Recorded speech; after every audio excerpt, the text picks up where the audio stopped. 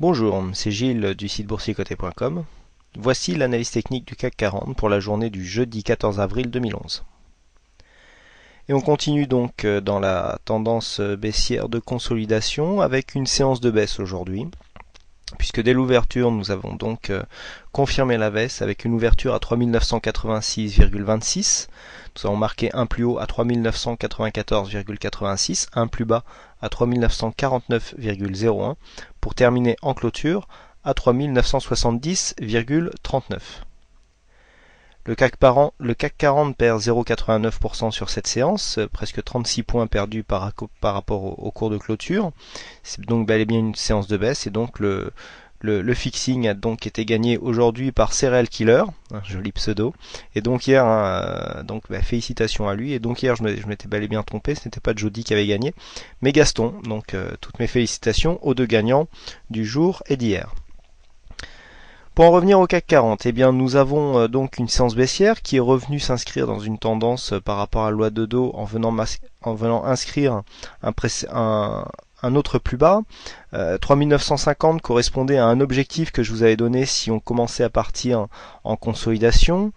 Donc c'était le premier objectif affiché pour jouer la tendance baissière. Donc le premier objectif a été rallié et d'ailleurs le support a fait son effet puisque avec un plus bas à 3949, et bien ensuite les cours sont remontés pour terminer en clôture au niveau des 3970. Voilà, c'est une baisse qui reste contenue. On le voit ici au niveau du support baissier qui limite un peu cette tendance. On a une pente qui est modérée, à l'image du support que nous avions qui guidait la tendance haussière. On a le même genre de descente, donc consolidation tout en douceur. Alors nourri par des inquiétudes, je dirais diverses. Le risque en fait en ce moment qui commence un peu à effrayer les marchés, c'est on va faire une petite aparté fondamentale. Le risque actuel, quel est-il? Bon, c'est l'inflation. Pourquoi l'inflation? Parce que l'inflation entraîne une hausse des taux pour justement être jugulé. Ce qui se passe en ce moment, c'est que nous avons les matières premières, notamment comme l'or et le pétrole, que nous verrons tout à l'heure dans l'analyse Forex et matières premières que je vous recommande particulièrement. Il y a une hausse en ce moment de quasiment toutes les matières premières, que ce soit les matières premières métaux précieux, pétrole ou matières premières alimentaires. Ces prix à la hausse sont répercutés donc pour le consommateur par des augmentations de prix qui provoquent une inflation. Pour juguler une inflation, l'arme principale des banques centrales, que ce soit la Banque centrale européenne ou américaine, est une remontée des taux. La remontée des taux, alors c'est mécanique. En synthétisant, une remontée des taux implique une baisse des obligations. Donc ce qui fait peur en fait au marché, c'est que cette inflation provoque à terme un krach obligataire. Et donc un krach obligataire dans les conditions actuelles serait assez dramatique pour certains pays qui auraient donc du mal à se refinancer puisque les obligations auraient seraient beaucoup moins prisées par les investisseurs. Et donc c'est un peu ce qui fait peur au marché, c'est qu'après la crise financière, bien finalement, il est bien un krach obligataire. Et bon, voilà, les chiffres de l'inflation chinoise sont attendus dans la nuit.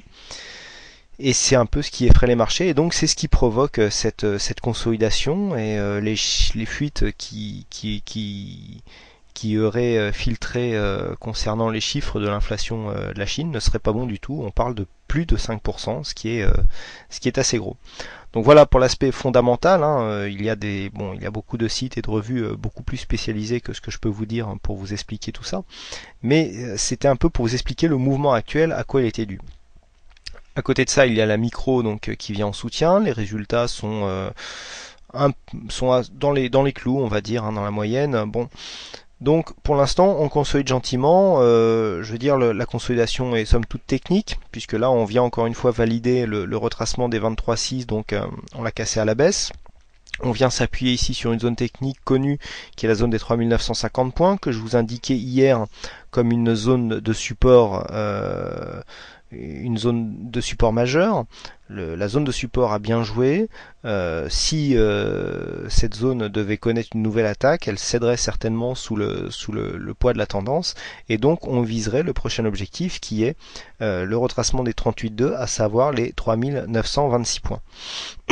En dessous, nous avons la zone des 3904 qui est un support intermédiaire qui pourrait provoquer un rebond des cours. Donc voilà un petit peu les prochains objectifs en cas de continuité de la baisse. Du point de vue des indicateurs, pas trop de changements par rapport à ce que nous avions hier. Nous avons un RSI qui est relativement neutre, le stochastique qui nous lance un beau signal de vente. On voit bien que depuis la sortie ici de sa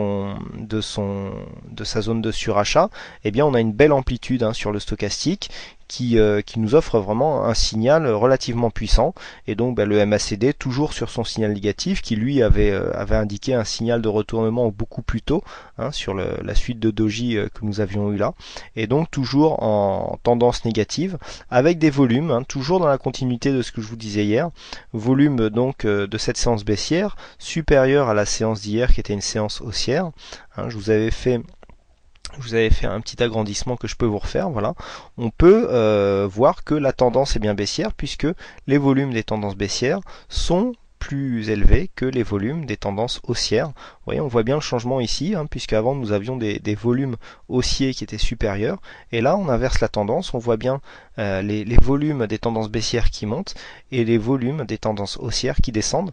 Donc là vraiment on matérialise vraiment le changement de tendance qui se fait tout en douceur, il n'y a pas eu vraiment de gros à-coups, mais voilà, au niveau des volumes, on confirme vraiment ce changement de tendance, mais qui est somme toute bien contenu. C'est un mouvement technique, pour l'instant pas de gros volume, pas de sell-off, donc voilà, c'est de la consolidation, donc une consolidation qui irait jusqu'au 38,2, eh bien moi j'ai tendance à dire qu'elle est plutôt bénéfique pour les marchés, parce qu'elle permet en général de reprendre un bon souffle et de repartir dans une belle dynamique. Le 38,2 est un retracement qui, lorsqu'il est retracé et qu'il provoque un rebond, en général provoque des beaux signaux de cassure à la suite pour retrouver la tendance de fond. Voilà ce que l'on peut dire donc sur cette analyse. Donc on a parlé volume, volatilité dans la moyenne, et donc comment jouer la tendance? Eh bien, alors là pour l'instant on est entre 3990 et 3950, d'ailleurs les deux zones techniques qui sont dont je vous parle depuis un petit moment. La hausse maintenant serait provoquée par une cassure de la zone des 3990. Là nous avons une résistance baissière qui définit la tendance, donc c'est une cassure de cette résistance baissière nous donnerait un beau signal haussier. Donc demain ça sera une zone de cotation qui se situe approximativement sur les 4005 points. Voilà, oui, 4004, 4005 points pour demain. Et puis à la baisse, une cassure des 3950 confirmerait le signal baissier et nous emmènerait certainement vers le premier objectif des 3926 points, et en cas de cassure, ce retracement, eh bien nous aurions un objectif à 3904 points qui correspond à un support intermédiaire. Voilà donc ce que l'on peut dire sur cette analyse technique. Il ne me reste plus qu'à vous souhaiter à toutes et à tous une bonne soirée. Merci encore une fois pour votre fidélité, pour vos nombreuses visites sur le site boursicoté.com.